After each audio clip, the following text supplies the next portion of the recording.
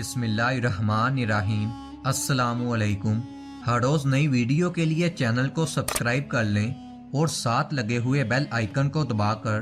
آل کی آپشن کو سلیکٹ کریں تاکہ ہر نئی ویڈیو کی اپڈیٹ آپ کو ملتی رہے۔ بسم اللہ الرحمن الرحیم۔ حضرت میمونہ رضی اللہ تعالیٰ عنہا کہتی ہیں کہ ایک دن نبی پاک صلی اللہ علیہ وآلہ وسلم مردوں اور عورتوں کی صفوں کے درمیان کھڑے ہو گئے اور کہا، اے عورتوں کی جماعت، جب تم اس حبشی کی اذان اور اقامت سنو تو تم بھی اسی کی طرح کہنا، کیونکہ ہر لفظ کے بدلے تمہارے ہزار درجے بلند کیے جائیں گے۔ تو عمر رضی اللہ تعالیٰ عنہ نے کہا، یہ تو عورتوں کے لیے ہے، مردوں کے لیے کیا اجر ہے؟ نبی پاک صلی اللہ علیہ وآلہ وسلم نے فرمایا، دگنا اجر ہے۔ اے عمر، پھر آپ صلی اللہ علیہ وآلہ وسلم عورتوں کی طرف متوجہ ہوئے اور فرمایا، اگر کوئی عورت اپنے شوہر کی اطاعت کرتی ہے، اس کا حق ادا کرتی ہے، اس کی اچھائی بیان کرتی ہے اور اپنے نفس اور اس کے مال میں خیانت نہیں کرتی، تو جنت میں اس کے اور شہداء کے درمیان صرف ایک درجے کا فرق ہوگا۔ اگر اس کا شوہر مومن اچھا اخلاق والا ہوگا تو وہ جنت میں بھی اس کا شوہر ہوگا، ورنہ اللہ تعالیٰ اس کا نکاح شہداء میں سے کسی سے کرا دے گا۔ اسی طرح سیدنا عمر رضی اللہ تعالیٰ عنہ کہتے ہیں کہ رسول اللہ صلی اللہ علیہ وآلہ وسلم نے فرمایا، جب مؤذن اللہ اکبر کہے تو سننے والا بھی یہی الفاظ دہرائے، اور جب وہ اشہد ان لا الہ الا اللہ اور اشہد ان محمد رسول اللہ کہے، سننے والا بھی یہی الفاظ کہے، اور جب مؤذن حی علی الصلاۃ کہے تو سننے والا بھی لا حول ولا قوت الا باللہ کہے۔ پھر مؤذن جب حی علی الفلاح کہے تو سننے والے کو لا حول ولا قوت الا باللہ کہنا چاہیے۔ اس کے بعد مؤذن جب اللہ اکبر اور لا الہ الا اللہ کہے تو سننے والے کو بھی یہی الفاظ دہرانے چاہیے، اور جب سننے والے نے اس طرح خلوص اور دل سے یقین رکھ کر کہا تو وہ جنت میں داخل ہوا، بشرطیہ کے ارکان اسلام کا بھی پابند ہو۔ حضرت عبداللہ بن عمرو بن عاص رضی اللہ تعالیٰ عنہ فرماتے ہیں، فرمایا رسول اللہ صلی اللہ علیہ وآلہ وسلم نے، جب تم مؤذن کو سنو تو تم بھی وہی الفاظ کہو جو وہ کہہ رہا ہے، پھر مجھ پر درود بھیجو، کیونکہ جو مجھ پر ایک درود بھیجتا ہے اللہ تعالیٰ اس پر 10 رحمتیں نازل فرماتا ہے۔ پھر اللہ تعالیٰ سے میرے لیے وسیلہ مانگو، اور وہ جنت میں ایک درجہ ہے جو اللہ کے بندوں میں سے ایک ہی کے مناسب ہے۔ مجھے امید ہے کہ وہ میں ہی ہوں گا۔ جو میرے لیے وسیلہ مانگے اس کے لیے میری شفاعت لازم ہے۔ علماء نے فرمایا، شفاعت کے واجب ہونے میں خاتمہ بالخیر کی طرف اشارہ ہے۔ علامہ ابن نجیم رحمۃ اللہ علیہ حضرت عائشہ رضی اللہ تعالیٰ عنہا اور دیگر سلف صالحین کے واقعات نقل فرماتے ہیں کہ وہ حضرات اذان کی آواز پر راستے پر چلتے چلتے رک جاتے، لوہے پر مارنے کے لیے ہتھوڑی اٹھاتے، جیسے ہی اذان کی آواز کان میں پڑتی ہتھوڑی چھوڑ دیتے۔ اسی وجہ سے علماء نے لکھا ہے، اگر تلاوت قرآن میں بھی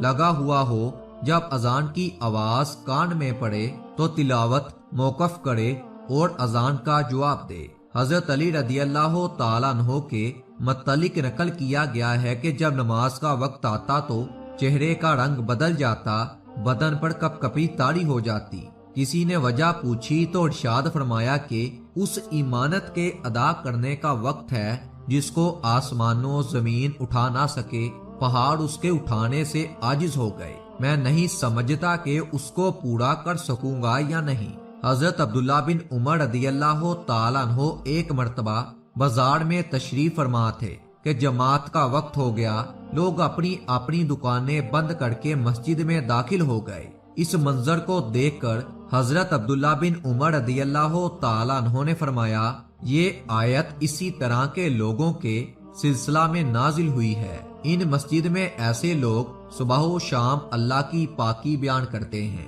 جن کو اللہ کی یاد بالخصوص نماز پڑھنے سے اور زکوٰۃ دینے سے خرید و فروخت غفلت میں نہیں ڈالتی، وہ ایسے دن کی پکڑ سے ڈرتے ہیں جس دن بہت سے دل اور بہت سی آنکھیں الٹ جائیں گی۔ حضرت عبداللہ بن عباس رضی اللہ تعالیٰ عنہ جب اذان کی آواز سنتے تو اس قدر روتے کہ چادر تر ہو جاتی، رگیں پھول جاتی، آنکھیں سرخ ہو جاتی۔ کسی نے عرض کیا کہ ہم لوگ اذان سنتے ہیں مگر کچھ بھی اثر نہیں ہوتا، آپ اس قدر گھبراتے ہیں؟ ارشاد فرمایا کہ اگر لوگوں کو یہ معلوم ہو جائے کہ مؤذن کیا کہتا ہے تو لوگ راحت و آرام سے محروم ہو جائیں اور نیند اڑ جائے۔ ایک حدیث شریف میں مذکور ہے کہ اذان اور اقامت کے درمیانی وقت میں کی جانے والی دعا رد نہیں کی جاتی۔ اسی لیے اس حدیث کی روح سے اگر اذان کے بعد مسنون دعا اور درود شریف کے پڑھنے کے بعد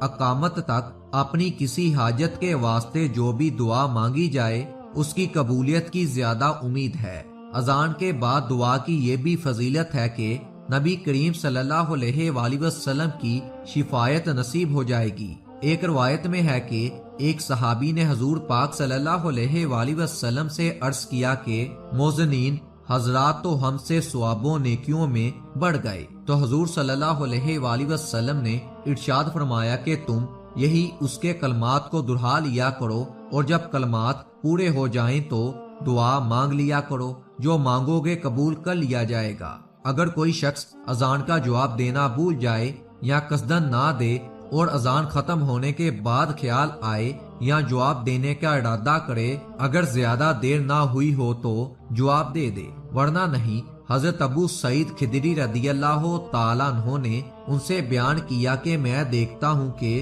تمہیں بکریوں اور جنگل میں رہنا پسند ہے، اسی لیے جب تم جنگل میں اپنی بکریوں کو لیے ہوئے موجود ہو اور نماز کے لیے اذان دو تو تم بلند آواز سے اذان دیا کرو، کیونکہ جنوں انس بلکہ تمام ہی چیزیں جو مؤذن کی آواز سنتی ہیں قیامت کے دن اس پر گواہی دیں گی۔ حضرت ابو ہریرہ رضی اللہ تعالیٰ عنہ بیان کرتے ہیں کہ رسول کریم صلی اللہ علیہ وآلہ وسلم نے فرمایا، اگر لوگوں کو اذان اور پہلی صف کے اجر و ثواب کا علم ہو تو اگر انہیں اس کے لیے کوڑا اندازی بھی کرنا پڑے تو وہ کوڑا اندازی ضرور کریں گے۔ گویا کہ مؤذن کو اذان کی برکت سے بہت ساری نیکیاں کرنے کا موقع ملتا ہے۔ نماز کے وقت سے پہلے مسجد میں حاضر ہونا، مسجد کی صفائی وغیرہ کا اہتمام کرنا، اذان دے کر سنتوں کی ادائیگی، پھر نماز کے لیے انتظار کرنا، نماز کے بعد بھی سب سے آخر میں جانا، ایک نماز کے بعد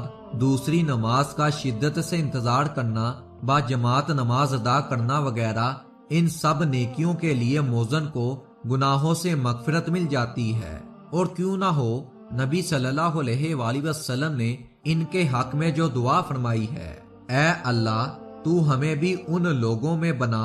جن کے لیے جنت واجب کر دی جاتی ہے۔